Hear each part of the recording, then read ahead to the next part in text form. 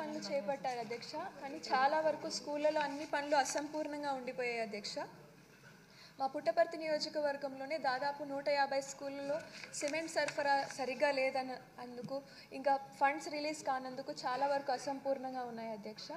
దీనికి ఫండ్స్ మనం ఏమైనా కేటాయించి వర్క్స్ కంప్లీట్ చేసే అవకాశం ఉందా అని మీ ద్వారా మంత్రి వారిని కోరుతున్నాను అధ్యక్ష. అలాగే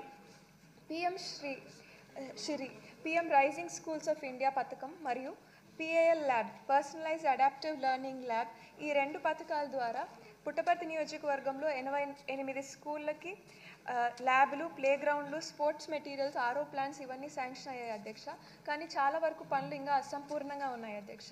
ఇది ఎప్పటి లోపల కంప్లీట్ చేస్తారు?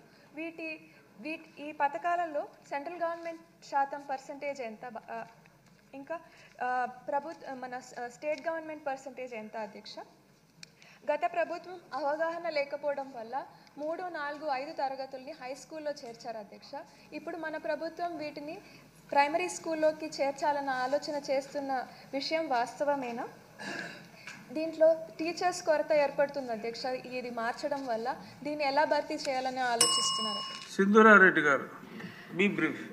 సార్, 2018 సంవత్సరంలో చంద్రబాబు నాయుడు గారు పేదవాళ్ళకి ఇల్లు ఇవ్వాలని చెప్పి ఏపీ టిడ్కో ద్వారా పుట్టపర్తిలో సార్ 16.35 ఏకర్స్లో 1243 హౌసెస్ని మంజూరు చేశారు సార్. వీటిలో వైసీపీ ప్రభుత్వం వచ్చాక 811 హౌసెస్ని క్యాన్సిల్ చేశారు సార్. మిగతా 432 హౌసెస్ కట్టిస్తామని చెప్పారు, కానీ వైసీపీ ప్రభుత్వం దాన్ని పట్టించుకోలేదు సార్. ఇందులో కేటగిరీ 1 హౌసెస్ 80% మాత్రమే పూర్తయ్యాయి సార్. కేటగిరీ 2 50% మాత్రమే పూర్తయ్యాయి. కేటగిరీ 3 25% మాత్రమే పూర్తయ్యాయి సార్. ఇంకా ఇచ్చిన డిపాజిట్లు కూడా ప్రభుత్వం వెనక్కి ఇవ్వలేదు సార్. సో మీ ద్వారా నేను మంత్రి వారిని కోరుతున్నాను సార్, ఈ 1243 హౌసెస్కి రీటెండర్లు పిలిచి మళ్ళీ ప్రభుత్వం వీటిని కట్టించాలని కోరుతున్నాను సార్. వైసీపీ అధికారంలో ఉన్నప్పుడు సార్ ఈ 300 ఎస్ఎఫ్టీ హౌసెస్ కేటగిరీ 1కి ₹1 కడితే చాలు, 365 ఎస్ఎఫ్టీకి 25,000 కడితే చాలు, 430 ఎస్ఎఫ్టీ హౌసెస్కి 50,000 కడితే చాలు అని ప్రచారం చేశారు సార్. ఇది నిజమేనా అని ఒక ప్రశ్న సార్. టిడ్కో హౌసెస్ పూర్తి చేయాలనే ఉద్దేశంతో ఈ 365 category 2 houses worth 3.15 lakhs sir, and 430 SFT houses category 3 worth 3.65 lakhs sir. వీటన్నిటి మీద వీటిని బ్యాంకులో తనఖా పెట్టి వైసీపీ ప్రభుత్వం 10,000 కోట్ల రూపాయలు బ్యాంక్ లోన్లు తెచ్చారు సార్. ఆ 2 years మారిటోరియం గడువు కూడా పూర్తయింది సార్, కానీ వాళ్ళు వెనక్కి కట్టలేదు. ఈ హౌసెస్ కూడా అంతా అసంపూర్ణంగా ఉండిపోయాయి సార్. దీంతో ఈ 6,000 కుటుంబాలు ఎన్పిఏ, నాన్ పర్ఫార్మెన్స్ అకౌంట్ కింద పడిపోయారు సార్. ఇప్పుడు బ్యాంకులోంచి ఈ కుటుంబాలకి లోన్లు కూడా ఏవి అందట్లేదు సార్.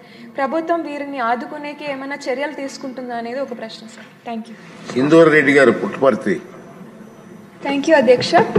హార్టికల్చర్ రైతుల అధ్యక్ష 5 ఎకరాల లోపలున్న ఎస్సీలు, ఎస్టీలు, బీసీలు ఇంకా ఓసీలకి మనం డ్రిప్ సబ్సిడీ 90% ఇస్తున్నాం అధ్యక్ష మన ప్రభుత్వం. కానీ 5 ఎకరాల పైన ఉన్న వారికి ఈ సబ్సిడీ వర్తింప చేయదు అధ్యక్ష.